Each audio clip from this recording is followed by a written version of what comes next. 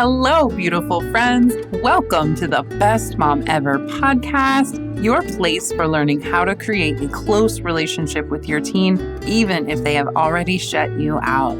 I'm Allison, and I want to help you get out of struggle and into trust, happiness, and confidence with your teen without throwing pills at the problem. Thanks so much for listening, and we are glad you're here.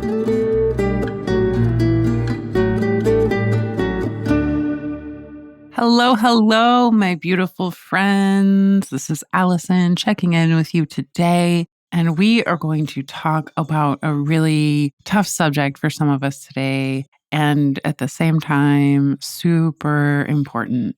So I am pleased and honored to connect with you today about anger. And I've been looking at this topic a lot recently because I've been working with it myself and supporting some clients in this area as well. So luckily, I get to share with you and connect.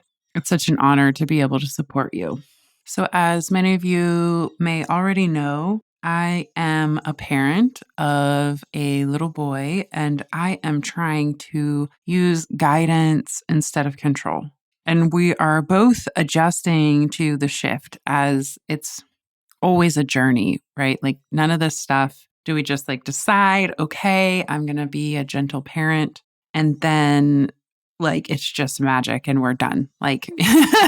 So right now we've been working through, I'm stretching a little bit more and I'm giving my son more autonomy and power, even though he's still very small. And so that causes him to want to test that limit a little bit. Oh, so more freedom, huh? What does that mean? Does that mean I can do this? Does that mean I can do that? What happens if I push this button? What happens if I press you here? How are you going to respond to that? It's actually causing some additional stressors in a relationship. So we're getting to grapple with those things, and I'm getting to figure out how to still be a kind, empathetic parent, even with this additional kind of stressor, just change in our relationship, in our life.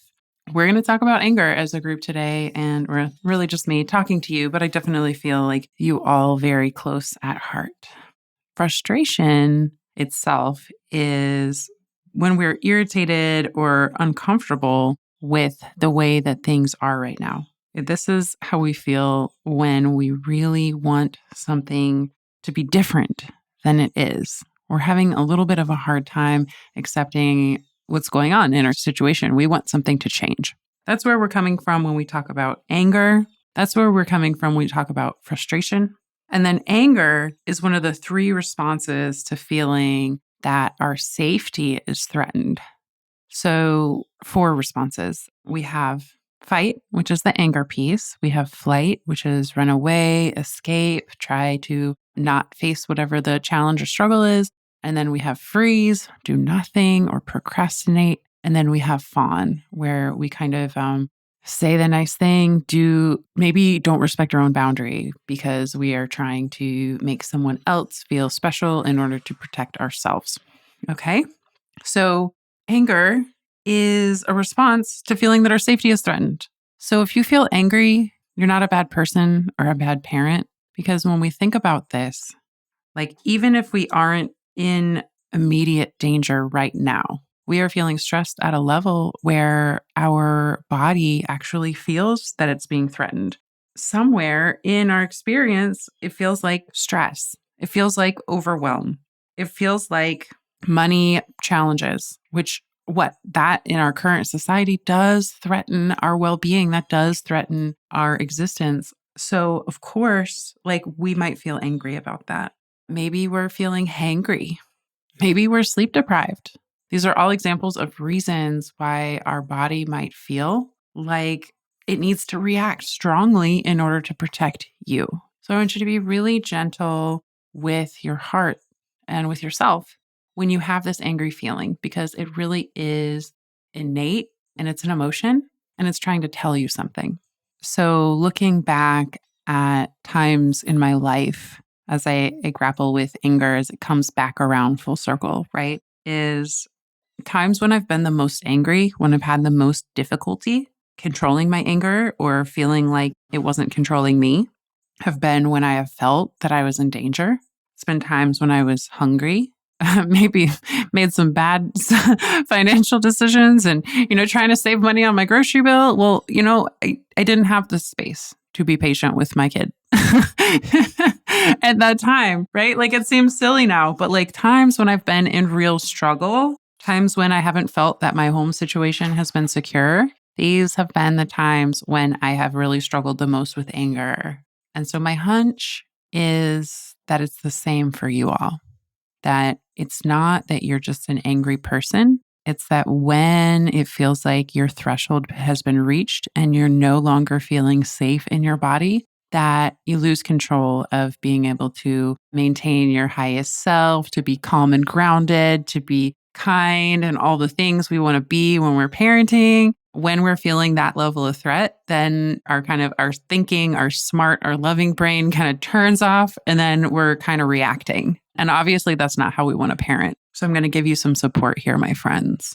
Okay. And other times, maybe anger or frustration, if that's the case for you, is actually our body's response to trying something new.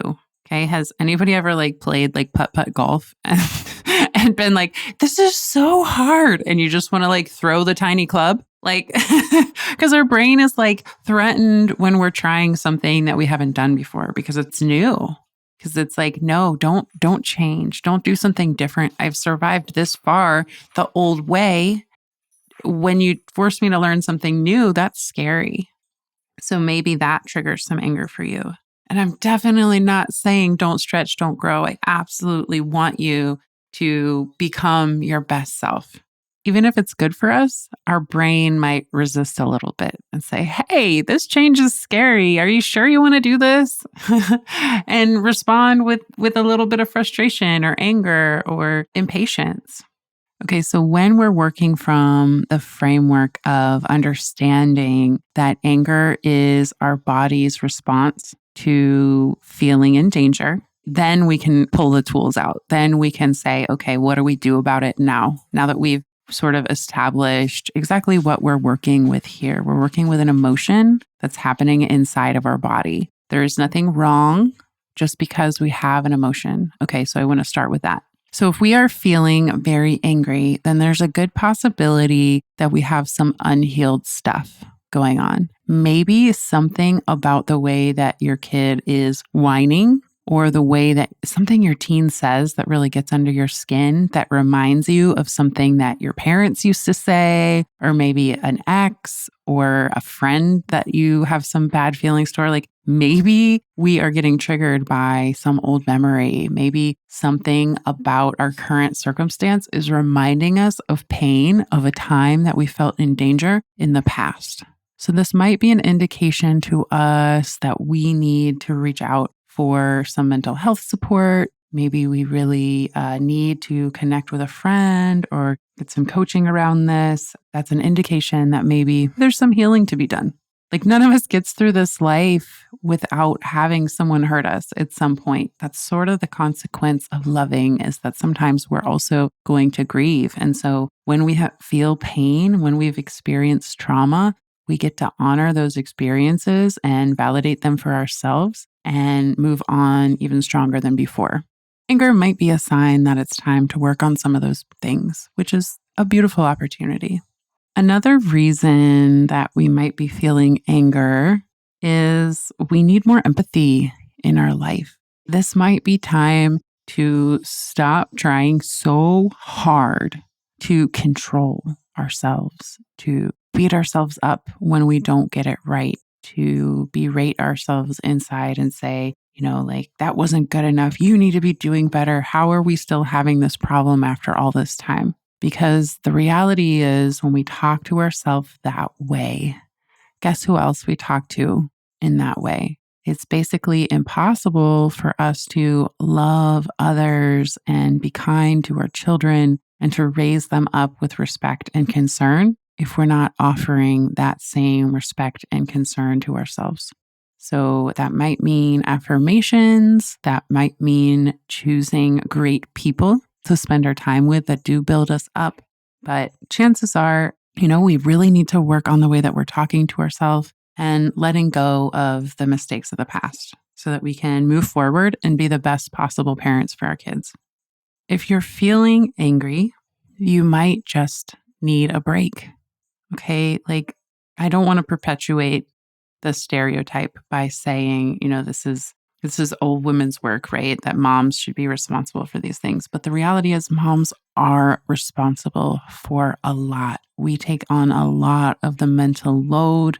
And for those of you dads out there slinging, I'm so proud of you and I appreciate you. And if we're overworked, if we are taking our lunches while also doing emails and paperwork, if like we think of grocery shopping by ourselves as like a vacation, that might be an indication that you need to take a real break because your stress level is threatening your well-being, which is why you're feeling angry because your body is telling you that your life is in danger. So it is time to take a break if you are feeling angry. See if you can grab a half day somewhere. Like actually take yourself a 30, 40-minute lunch or an hour. Like hire a babysitter if you have young kids. Like we need time to recharge, to fill up our bucket so that we have something to give our kids at the end of the day. So we all have a lot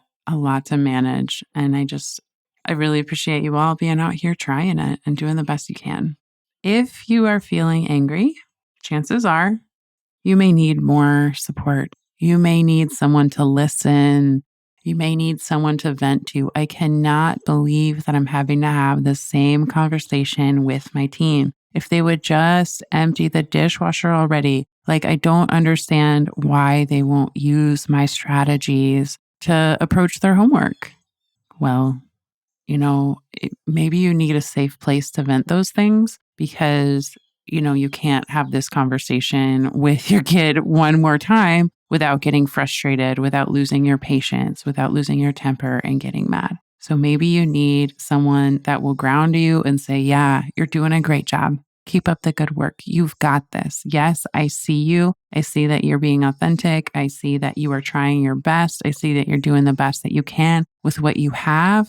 And yeah, I hear you. That situation you're in is really frustrating. I can only imagine what that would be like. Okay, if we were all getting that every day, wouldn't it be so much easier for us to be patient with our kids at the end of it? So I'm hoping that those reasons or those sort of like explanations of what your needs are that you're maybe overlooking if your body is feeling angry, if your body is telling you that you're in danger, maybe that you can reach out for some of those supports that I'm talking about. Maybe you're not getting all your needs met, which is pretty hard to be the main source of all of the needs of a young person, or at least, like as much as in our culture is currently expected in our lifestyle where we have micro families and all of this keeping up with each other and everybody's got to have the best SAT scores and their kids have to have all the extracurriculars and be in band. Like this is a current situation where like parents have way too much on their plates because we don't embrace each other and like create that support network. So maybe this is something that you get to create for yourself in your own community. What a beautiful vision for the future. So if you're struggling with anger, here's the recap. Here's the how-to. Release trying to control it. Let it go. Try your best to just forgive yourself. Move on. Start fresh. Talk nice to yourself. We talked about this last time. But release trying to have all that control over it. It's not about self-control. It's about telling your body that you're safe. And it might actually mean showing your body you're safe by creating a safer environment for yourself. So this might actually even look like better boundaries. It may look like telling your teen that, hey, I need 20 minutes of uninterrupted time where I can really just read my book, focus, and be my best self for you later on when we're cooking dinner together or something like that. Okay. Leaving a note on your door for your immediate family members to know like mom or parent needs to recharge right now, which is totally valid. Recharging is super important. I got a little bit sidetracked. So after we release control and feeling like we have to control this, it's some sort of personal moral failing, we're going to stop beating ourselves up. Again, because what are our kids witnessing us doing? It's going to come up. We're going to say those nasty things to our kids if we're saying them to ourselves. Our thoughts become our words. So we get to give ourselves lots of empathy, and we get to cultivate it by having compassion for others, by having compassion for our kids, by observing how incredible they are and loving them, loving their inner child, loving our own inner child. That's how we cultivate our empathy a little bit. Like, oh, that sweet little 2-year-old that's inside. Even maybe for us, it's the sweet 13-year-old that's inside. Like when we're looking at our teen and we want to be mad, like if we can picture ourselves when we were that age, how did we feel? So then we can cultivate that empathy. And then we're like, oh yeah, I was 13. Like some of this stuff felt big for me that back then. When we're present, when we're forgiving ourselves, when we can be in that moment with our kids, like it's so much easier to be kind. It's so much easier to see them for who they are. It's so much easier to not get angry when they say something because you get it, because you're present, because you're not thinking about 10 million other things. And the other thing, which I haven't mentioned before, is to take a real break, to give ourselves some time to decompress, be human, be ourselves, love ourselves. This will help us a lot when that feeling of danger comes back up. It's going to be a lot more manageable when we've given ourselves the time to rest and recharge. And then the last one is support. Asking for help can be a challenge, especially when you're under a lot of stress and you're needing more from your friends and family than they can actually give you. So then it's like, okay, where can we be creative? How else can we create support for ourselves? Maybe it's actually within our own family and having a super vulnerable conversation with our teen and being like, hey, like, I need more help. This is too much on me. Like, you can see how I've been being less and less patient with you. And you know that's not the kind of relationship I want to have with you. Like, you know that I don't want the last time that we spend together. Like, you're my precious kid. Like, you're about to leave and go to college. I'm not going to see you anymore. Like, I mean, I'll still see you, but it won't be the same. And I don't want those memories of our relationship to look like I was yelling at you. I was frustrated with you. Like, how can we make this work so that we can distribute the work a little bit better so it doesn't all fall on me and I don't get so frustrated and burned out? So being creative about growing our support system, because we need it. If we're angry, then we need something that our emotions, our body is trying to tell us something, and you deserve the support. So if it looks like, that might look like hiring a coach, that might look like I said, connecting with some friends. So I hope that you all got something out of this episode. If nothing else, just a little bit of empathy and understanding that you are not the only person in the world that's going through this, that this is hard for all of us, and that it's a journey and we're on our way and we're all doing the best that we can. So thank you so much for listening, and don't forget to love yourself. Hi, everyone. Thanks for listening, and I hope you enjoyed the show. If you know that you want to have a great relationship with a young person in your life, but you are still struggling, I have an opportunity for you. I am a parenting teens strategy specialist with years of experience working with parents to build stronger, more connected, peaceful relationships with their kids. And I am filling the last handful of spots in my Best Mom Ever private program. If you love what you hear and you know you need more support, book a free Trust and Freedom Breakthrough call with me. On that call, we'll have the opportunity to get clear on what you really want in your relationship with your teenager, figure out what might be missing from your parenting strategy, discover what might be blocking your relationship and keeping you from that closeness, and really learn how to make your young person want to share what's going on with them, their heart. Okay? We'll discover what it takes to get the peaceful, connected relationship that you want, even if you think it's too late. These calls will be available for a limited time and they are free. So go ahead and grab one. Thanks again for listening, and I hope you have a beautiful day. Bye.